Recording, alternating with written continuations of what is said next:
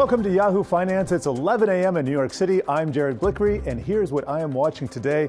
Good news is bad news. Stocks slump as the jobs report misses expectations, but it's a lower unemployment rate that gives the Fed more food for thought and maybe space to hike further.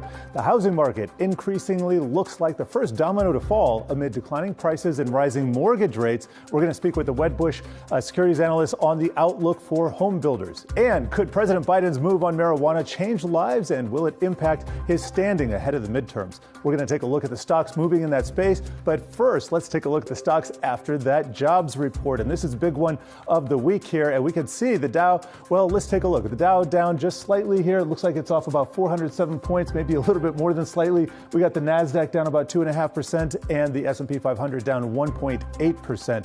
Now, the bond market, another story, guys. We've seen a lot of volatility in this space. Let's see if we can get some quotes there. We got the 10-year up to 3.89%, and that is a 6 basis point move. We got the 5-year at 4.13% and the 30-year at 3.86%. And we want to get more on the market with Yahoo Finance's Ines Ferré. And Ines, you were watching the report. You were charting the reaction to it live on the Wi-Fi Interactive. Yeoman's work, by the way.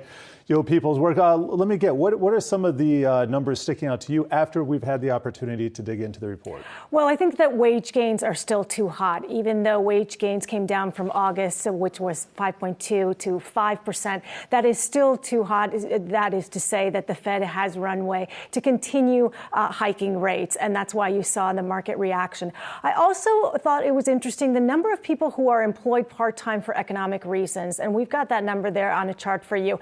And this has seen a decline for the third straight month. So these are individuals that would have preferred to work full-time, but they're working part-time because either their hours got cut or because they're unable to find full-time work. So that number is declining. Again, a sign that the labor market, while it may be softening a bit, it is still not softening enough for the Fed to pivot. All right. Thank you for that report here, Ines.